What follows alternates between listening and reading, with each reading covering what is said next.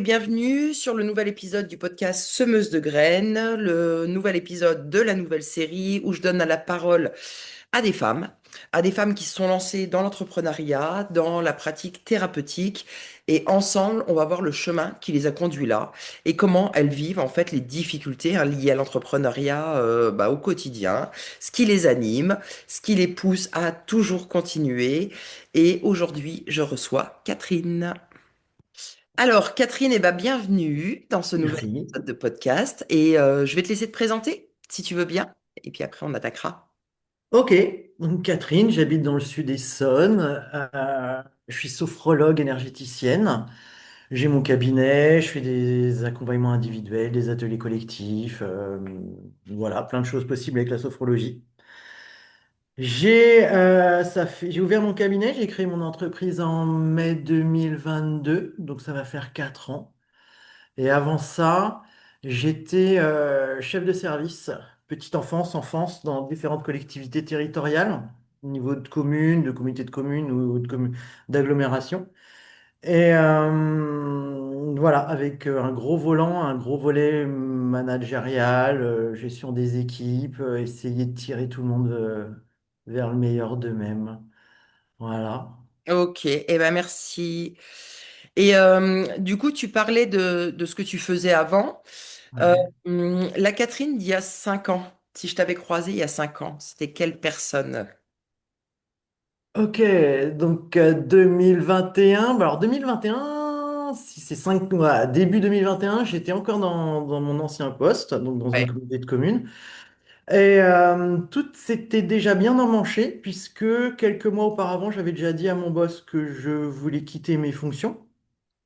Dans ma tête, c'était clair aussi que je voulais quitter le statut de salarié. Et alors ça, moi j'aime bien cette période parce que j'ai osé demander et j'ai reçu. Et j'ai osé demander une rupture conventionnelle, je l'ai eue. J'ai osé demander un coaching à la reconversion. Et c'est comme une collectivité territoriale, hein, ils n'ont aucune obligation, enfin voilà. Et tout ce que j'ai demandé, je l'ai eu. Donc voilà, donc il y a 5 ans, j'en étais là. C'était clair que je partais. Et bah, j'étais bien légère, j'étais bien contente. Et je me suis dit, ça y est, je tourne enfin une page. Je Et tourne enfin une page parce que j'étais pas bien, j'étais plus bien, ça avait plus de sens.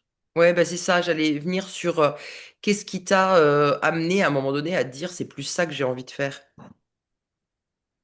Alors, j'ai eu des signes physiques quelques mois auparavant, quelques années même, je pourrais dire. Ouais. J'avais déjà fait un long travail de libération émotionnelle avec une thérapeute en 2018 parce que j'avais le cœur qui partait dans tous les sens, je défaillais à mon travail. Ça, c'était 2018. Et je sentais déjà que j'étais appelé à faire autre chose que de rester dans un bureau avec une hiérarchie. Voilà, ça me convenait pas. Moi, j'ai un côté libre, rebelle, et j'avais l'impression de m'enfermer, de m'épuiser. Et voilà, et les signes, bah, c'est toujours, voilà, est-ce que ça vient de moi, est-ce que ça vient de l'univers ou je ne sais quoi. Mais à un moment, ouais, j'ai enclenché, j'ai formalisé vraiment le souhait de partir. Et là, il y a vraiment, ça s'est articulé, ça s'est déroulé. Cool. Et donc, quand tu te lances, tu sais, enfin, quand tu décides, tu dis là, tout à l'heure, tu as dit, j'ai demandé une reconversion, pas une reconversion, une rupture conventionnelle. Ok, ça a été accordé. Un coaching à la reconversion. Qu'est-ce qui te pousse, en fait, vers l'entrepreneuriat plutôt que vers un nouveau boulot ailleurs? C'était vraiment l'idée de, alors ça fait un peu crise d'ado, mais je m'en fous, je l'assume, faire ce que je veux quand je veux. Ouais, Ce dont je souffrais énormément, c'était de devoir justifier mes absences, de devoir justifier mes retards, de devoir se justifier en permanence. J'avais eu déjà aussi dans différentes expériences professionnelles préalables des accroches, des grosses accroches avec mes chefs. ouais. J'aime pas, enfin voilà, enfin, j'aime pas la connerie, pardon. J'aime pas quand un boss se apporte des justifications qui me conviennent pas. Voilà. Donc c'est pour ça, je suis parti. J'ai Ok. répondu à ta question. Du coup, alors l'entrepreneuriat, le besoin Oui, de faire un peu l'entrepreneuriat. quand je veux. Mais après, donc, pourquoi la sophro? Alors, quand je parle de coaching à la reconversion, c'est-à-dire que oui, ok, je voulais quitter une situation présente. J'avais une esquisse de l'organisation de ma vie souhaitée, Ouais, mais le contenu, je l'avais pas encore exactement. Et donc, quand je parle de qu'ils m'ont financé un coaching à la reconversion, j'avais une ancienne collègue qui s'est mise à son compte en tant que coach, qui est partie en province, tout ça. Et elle faisait des coachings intuitifs aussi. Donc moi, ça me parle, voilà, ça va chercher au plus profond. C'est pas du tout que de la réflexion et les choses rationnelles. Et on est parti là-dessus. J'ai dit OK. Alors moi, j'aime bien, c'est comme ça que je vis aussi, laisser venir certains signes.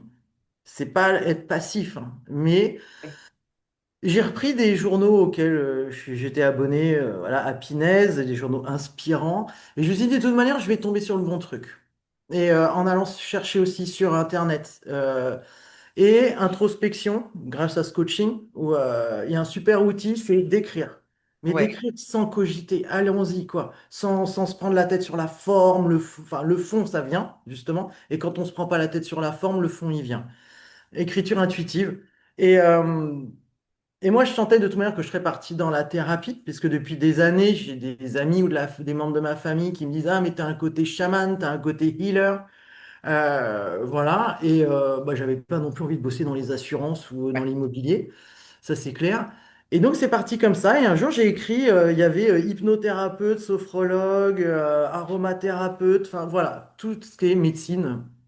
J'aime pas ce mot-là, parallèle, complémentaire, douce, Oui, enfin oui. douce j'aime Ouais. bien. Voilà. Ok. Et tu as bossé dans le milieu de la petite enfance, mais aujourd'hui, on est d'accord que tu t'es pas en train d'accompagner, tu vois, de nouveau sur l'enfance, etc. Tu as lâché complètement le milieu aussi. Ouais, ouais, je suis. J'accompagne vraiment, moi, des adultes majoritairement et des ados. Des ados et exceptionnellement, de temps en temps, j'ai des enfants. Bah, là, il y a une cliente qui m'a appelé ce matin, j'ai déjà vu sa fille et sa fille revient me voir comme ça plusieurs mois après, certainement pour d'autres problématiques, des choses comme ça. D'accord. Mais la petite enfance et l'enfance, ça a été juste une succession de missions professionnelles aussi, comme ça. Ouais. Alors, est-ce que le hasard existe ou que le hasard n'existe pas? Je sais pas. Mais voilà, ça a été une évolution. Ok, pas de regret là-dessus sur le fait d'avoir quitté ce monde de la petite enfance ou de l'enfance. Non, pas du tout. C'est plutôt, tu sais, le monde salarié, quoi, tout le système, et puis les collègues, les gens qui tirent la tronche le lundi matin en attendant le vendredi soir, le truc, c'est insupportable, quoi. Et voilà, et on n'a qu'une vie, quoi, faut y aller, quoi. Ok, ça, je suis d'accord avec ça. Depuis que tu t'es lancé, ça se passe comment? Alors, sans forcément, tu vois, rentrer dans les détails, mais c'est quoi les plus grandes épreuves que tu as eu à traverser depuis que tu t'es lancé, ou les plus grands blocages, ou tu vois, les trucs auxquels peut-être tu t'attendais pas? Parce qu'entre je veux faire ce que je veux, quand je veux, et après la réalité de l'entrepreneuriat, c'est quoi les grandes claques que tu as prises, peut-être, ou des choses comme ça? Alors, le gros challenge, c'est, ok, je suis thérapeute, j'aide les gens, je veux les aider, je veux les accompagner, voilà. Alors, le truc, moi, qui me met pas bien, c'est pas parce que je suis pas à l'aise pour le faire, mais c'est vraiment là, une question d'intégration, c'est la com. Ouais, Faut pas rêver en tant que bah, quand tu es à ton compte, ouais, le bouche à oreille. Non, moi le bouche à oreille, j'habite pas Paris, j'habite pas à Lyon, je suis dans le sud Essonne, voilà, puis le bouche à oreille, c'est un ça, bah, il faut déjà en avoir pas mal des clients aussi pour qu'ils parlent entre eux quoi. Donc voilà quoi. Et donc c'est vraiment la com. C'est la com et admettre bah, qu'il faut se vendre, faut se montrer et bah ouais, il y a tout un aspect marketing. Et puis, bah, le challenge de dire, bah, moi, je sais faire ça et j'aime le faire. Et c'est vraiment se mettre en avant et prendre du temps, s'autoriser à prendre du temps. Et même, c'est même pas seulement s'autoriser, se foutre un gros coup de pompe dans le derrière pour prendre le temps bah, de s'y mettre, quoi. ouais. Alors après, moi, c'était, j'aime pas les réseaux. Bon, j'étais plus Facebook, Insta, LinkedIn, mon truc, il prend bien la poussière, voilà. Et là, j'ai un truc, bah, Alors comme je dis, hein, je suis sophrologue, mais j'ai pas bouffé un boudin, hein. Donc moi, des fois, j'ai des grosses périodes de stress où là, je dis, je sais très bien que la montagne se gravit pas à pas, mais là, la montagne, elle est bien grosse là. Donc des Ouais. fois, ça me challenge, quoi. Voilà, physiquement.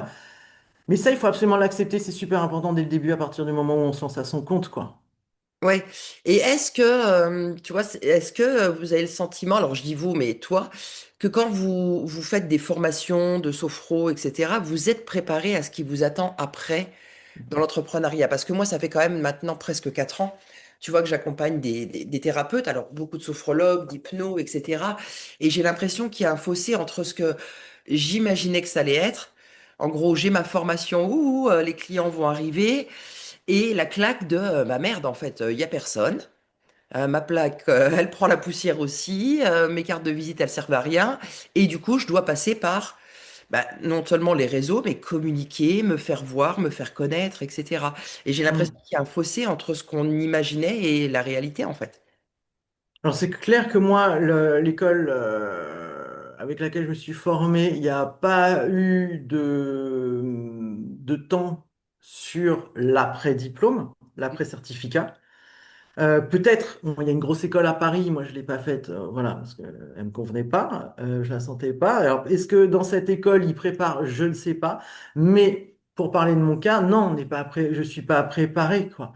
C'est plus le coaching à la reconversion, moi, qui, phase par phase, carrément, elle expliquait vraiment tout le développement de son projet et l'aboutissement. Je sais même pas s'il y a un aboutissement dans un projet, un rythme de croisière. Alors, moi, je rêve de l'atteindre, pour l'instant, j'en suis pas là. Mais voilà, en tout cas, c'est pas dans le cadre de la formation qu'on apprend tout ça. Ouais, ouais, ouais. Que j'ai pas appris tout ça. Ouais. Non, alors je sais que certaines, elles proposent aujourd'hui des modules, tu vois, entrepreneuriales, on va dire, où tu vas apprendre à développer ton entreprise. Mais j'ai l'impression qu'il y a un fossé entre bah, la réalité et puis ce qu'on imagine quand on sort. Et je pense que c'est après, c'est normal aussi, hein. Donc toi, la communication, c'est ce qui est le plus compliqué. Aujourd'hui, est-ce que tu as le sentiment quand même d'avoir avancé là-dessus, d'avoir accepté qu'il faut y aller? C'est un long combat. Euh, L'acceptation, elle est là. Ouais. Mais j'avoue que des fois, j'ai des moments de découragement, mais énormes, quoi. Là, en ce début 2026, ça va mieux. L'année dernière, c'était, il n'y a pas d'idéal. En tout cas, il n'y a pas d'idéal pour avoir connu pour que les deux statuts, le salariat et l'entrepreneuriat. Je veux dire, voilà. C'est-à-dire, il y a les avantages, il y a des inconvénients dans les deux statuts. Et ça, déjà, faut l'admettre. Moi, j'ai pensé l'année dernière, j'en ai ras-le-bol de penser à mon taf 7 jours sur 7, H24. Alors, peut-être pas H24, mais peut-être H20, parce que je me réveille la nuit et j'y pense.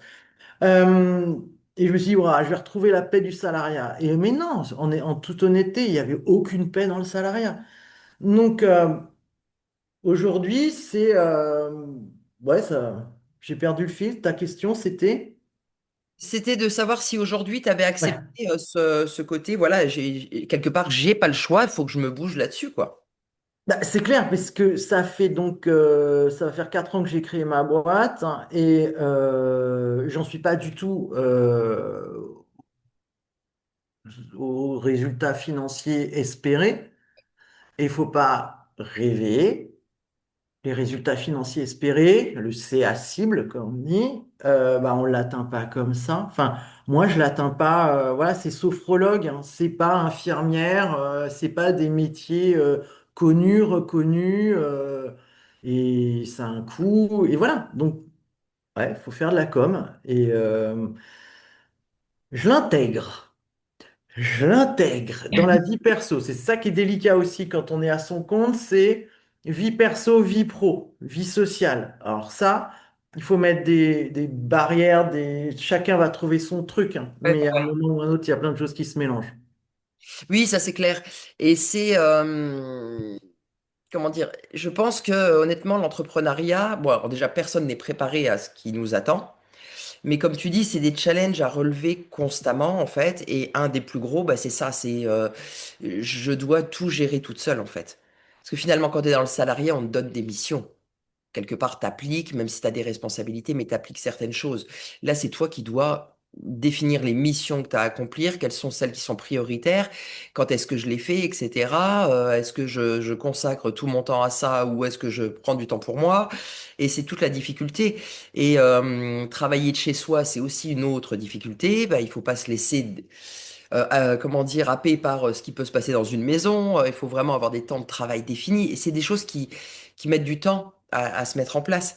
Mais c'est vrai que la priorité, là où je te rejoins, c'est déjà accepter que la com, elle fait partie du travail.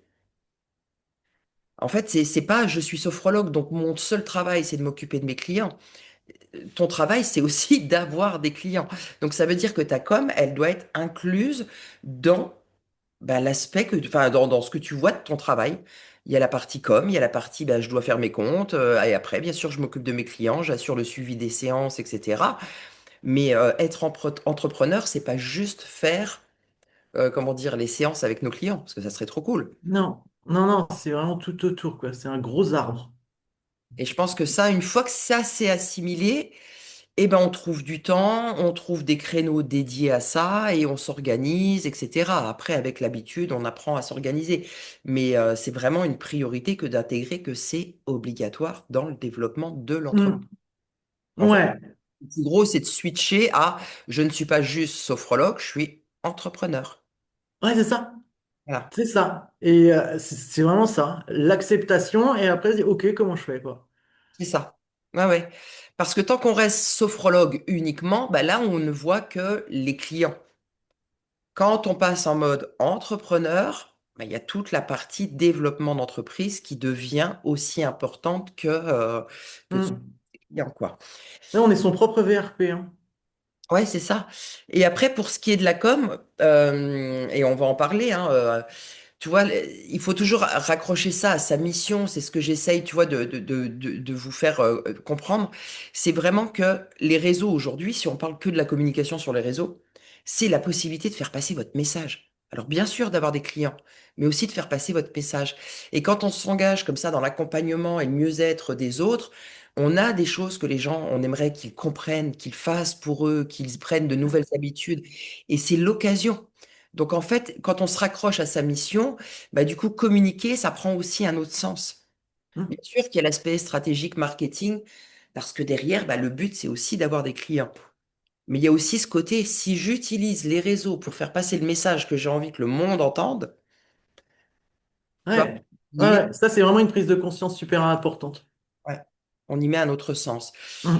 Du coup, aujourd'hui, toi, qu'est-ce qui t'anime dans le travail que tu fais au quotidien avec tes clientes? C'est quoi? Alors, je dis toujours cliente parce que c'est Ouais, l'habitude. on n'a pas le droit de dire un autre mot, on peut dire consultant, mais bon, ouais, client, c'est simple. C'est quoi qui t'anime au quotidien avec eux? Bah, c'est-à-dire que dans mes dizaines d'années passées, j'ai eu des périodes bah, difficiles et je me suis toujours fait aider par des thérapeutes. Et ce qu'il en est ressorti aussi, c'est qu'à un moment dans ma vie, je savais pas, voilà, si j'allais bientôt mourir ou pas. Voilà. Et je me suis dit, mais après, quand je suis guéri, quand j'ai guéri, je suis guéri, j'ai été guéri, voilà. Euh, je me suis dit, mais merde, on n'a qu'une vie. On n'a qu'une vie et moi, je veux rien regretter au moment de passer du côté des anges. Et l'idée, c'est ça, moi, que j'ai envie de faire passer. Enfin, c'est pas seulement faire passer, c'est d'amener les gens dans un état qui est pas permanent. Faut arrêter de vendre du rêve. Il y a des hauts et des bas tout le long de la vie, hein. Même si on a fait 8 ou 10 séances avec Catherine Mustière. L'idée, c'est vraiment, bah, tu as des ressources. Parce que moi, j'ai fait aussi une formation sophro-coaching. Et en tant que chef, en tant qu'ancienne chef de service, c'est ça qui m'intéresse, moi. C'est, vas-y, il y a plein de choses en dormance en toi. On va les réveiller, on va les exalter et tu vas enfin pouvoir, avec tout ce que tu peux faire de bien, bah, goûter la vie, profiter de la vie, quoi. Et c'est ça, moi, Alors la mission, je trouve ça énorme. Je suis une missionnaire. Non, mais c'est ça en vrai ce qui m'anime, quoi. Je vois des gens, ils sont démolis, ils sont déconstruits, mais dans le sens démoli, pas dans le sens, voilà. Et l'idée après, c'est, allez, vas-y, c'est ça. Enfin, Avancer. dit, mais là, c'est une autre question, mais est-ce que tu penses que, tu vois, tu dis, bon, moi, voilà, j'ai été malade et du coup, j'ai pensé que peut-être j'avais plus longtemps. Donc, forcément, ça crée un truc et forcément, tu prends conscience que à un moment donné, faut profiter maintenant, tu vois. Mais est-ce que tu penses, et moi, ça, je l'ai aussi, hein, je l'ai vécu aussi, mais est-ce que tu penses que si t'as pas vécu de deuil, si t'as pas vécu, tu vois, de quelque part un peu de trucs qui te mettent face au mur, c'est pour les gens, c'est facile à prendre conscience de ça. On le sait tous qu'on peut mourir demain. Et pourtant, tu vois, moi, je dis toujours que voilà, tu m'aurais posé la question il y a 5 ans, je t'aurais dit oui, bien sûr, je peux mourir demain. Mais en même temps, je continue à remettre à plus tard plein de choses. Aujourd'hui, il n'en est plus question parce que j'ai vécu depuis des choses où je suis dans une urgence de vivre permanente, moi. Mais est-ce que tu crois que, tu vois, si t'as pas vécu de trucs un petit peu qui te mettent face à la réalité, c'est pas forcément évident parce que moi, c'est un message aussi que j'aimerais bien faire passer. Arrête de remettre à demain. Demain n'existe peut-être pas. Mais finalement, c'est peut-être dur à entendre. Tu sais, c'est la question philosophique piège en plein milieu de l'épisode. Ah, des- ah, euh, bah oui, oui, on n'est pas obligé de se prendre un mur pour avancer, pour évoluer. Heureusement, parce que c'est morbide. Euh, c'est, j'allais dire, faut pas attendre. Chacun se débrouille avec ce qu'il est et ce qu'il peut. J'allais dire, faut pas attendre d'être. Bah, il n'y a pas de faut pas, quoi. C'est-à-dire, à un moment ou à un autre, c'est avoir le courage, la force de se poser. Parce que moi, je pars du principe que les gens qui vont voir des thérapeutes, c'est pas les plus faibles, hein. Et les plus forts, c'est pas ceux qui continuent en prenant des cachetons, des Ouais. béquilles et des machins. Donc voilà, et je dis, non, c'est se poser et se dire, est-ce que ma vie me convient? Donc, pas besoin d'un cancer, d'un accident, d'un deuil ou autre. À un moment ou à un autre, c'est ce que j'appelle le respect de soi. C'est quoi les signaux là? Tu, ouais, tu penses à la fin de ta vie, tu sais pas quand est-ce qu'elle sera, ou simplement le matin, tu te regardes dans le miroir et tu dis ça, t'es content? T'es contente de vivre ce que tu vis? Ouais, et ben, tu vois, poser comme ça, je trouve que c'est hyper intéressant. Parce que ça veut dire que ton rôle, quelque part, ta mission, si tu l'acceptes, J'espère qu'elle va pas s'autodétruire, ouais. c'est d'éveiller ça. C'est-à-dire de poser les questions que la personne seule, elle se poserait peut-être pas. C'est-à-dire que tu peux te regarder tous les matins dans le miroir et te dire, t'as encore une journée de crotte qui arrive. Et par contre, toi, par ton questionnement, c'est plutôt, bah, regarde-toi, est-ce que tu es content là de ce que tu vis, etc. Et qu'est-ce que tu peux faire du coup, ouais. Si ça peut éveiller finalement les consciences à ça. Donc une belle mission à remplir et du coup un beau message à faire passer sur les réseaux pour que les gens t'entendent. Si ça- Ouais, ouais. Mais sachant que ça peut être très anxiogène et justement mettre en avant toutes les professions d'aide et qui sont, c'est débile ce que je vais dire, mais je m'en fous, bah, qui sont très aidantes. Parce que combien il y a de gens qui préfèrent rester la tête dans le sable ou sous la couette parce que en vrai ils sont perdus, ils savent pas vers qui s'orienter. Il y a tellement pléthore d'offres aussi, quoi. Donc, Oui, mais c'est pour ça que tu vois que j'insiste là-dessus. C'est-à-dire que tu dis, il y a des gens qui sont perdus et qui vont rester. Et regarde, quand on se prive de communiquer sur les réseaux, bah finalement, tu as tellement de gens qui auraient besoin des fois d'entendre exactement ce que tu viens de dire là. Qui auraient juste besoin d'entendre ça, peut-être un matin en se réveillant. bon Rachel, je te laisse, je vais faire un post. Non, non, mais voilà, tu vois, c'est valable pour ceux qui vont nous écouter. C'est-à-dire qu'à un moment donné, il faut aussi voir le rôle que vous avez à jouer. Et si une personne, un matin, elle vous entend et que c'est le message exact dont elle avait besoin pour se dire, ouah, aujourd'hui, peut-être que je t'appelle pas, je prends pas rendez-vous, mais aujourd'hui, j'ai entendu ce qu'elle m'a dit et ça va résonner dans ma tête, tu vois. Et c'est hyper important, en fait, de penser la communication aussi dans ce sens-là. Parce que Semer des graines, c'est moi j'aime bien ça. C'est ça. Ça germera ou ça germera pas. Et en fait, chaque post que tu vas pas faire, chaque story que tu feras pas, à chaque fois où tu diras non, pas aujourd'hui, ou non, j'ai pas envie de me montrer, j'ai pas envie de parler, et ben c'est une personne qui va peut-être rater le message que tu aurais eu à lui faire passer, en fait. Voilà. Du Ouais. coup, si un message, une phrase pour les personnes que tu as, tu vois, que tu as l'habitude d'accompagner, si tu avais une chose que tu avais envie qu'elles comprennent, qu'elles entendent, ça serait quoi? Ton message, vraiment, celui que tu aurais envie de répéter tout le temps.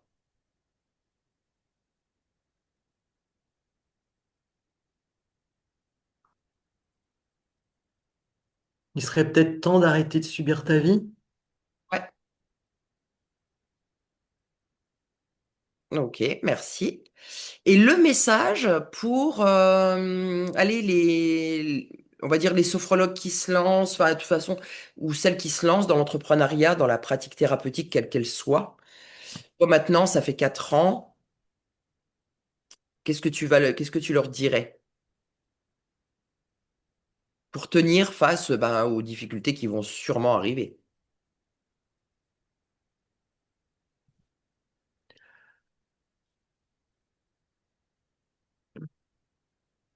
Ça va pas être facile. Tu vas essayer de faire comme tu le sens, mais tu auras des sacrés moments déstabilisants et des moments très agréables.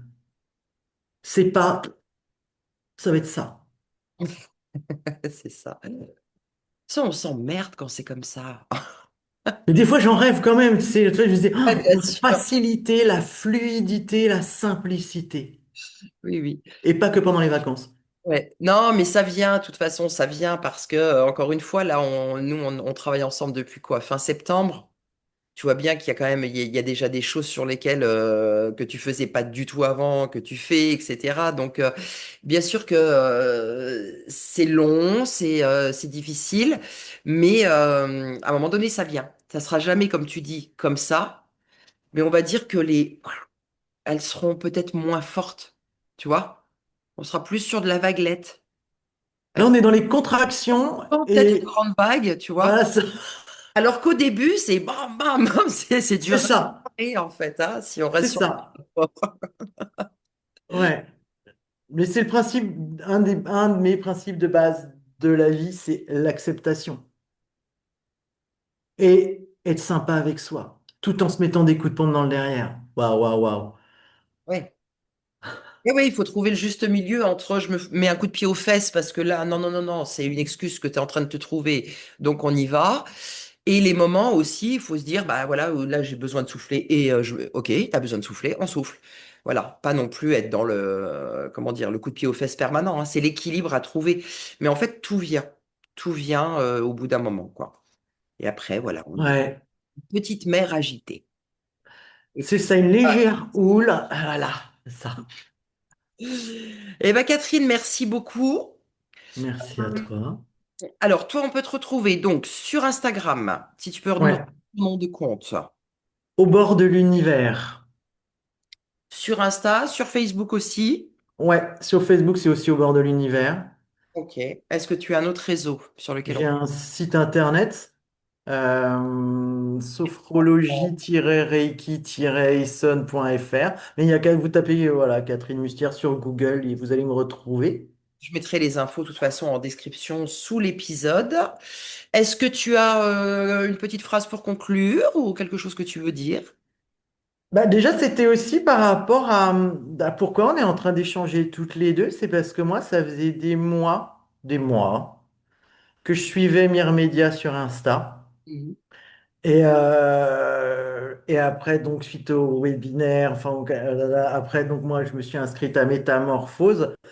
Et je voulais juste dire, c'est ce que vous reprenez aussi avec Claude et qui est un des aspects importants de la com.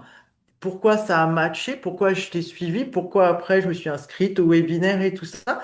Ce qui est important, et donc après, quand on fait de la com en tant que professionnel, thérapeute ou autre, hein, ou Ouais, créateur ou quoi, c'est ne pas jouer avec les faux semblants, c'est-à-dire que c'est être soi-même et authentique.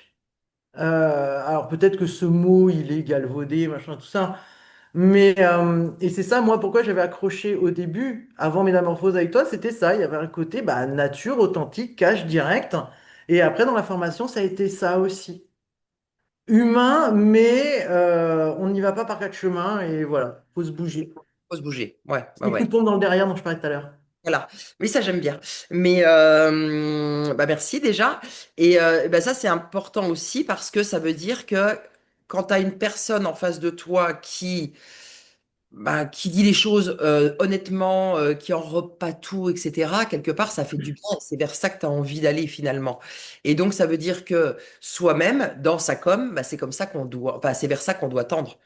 Être naturel. Alors c'est pas évident.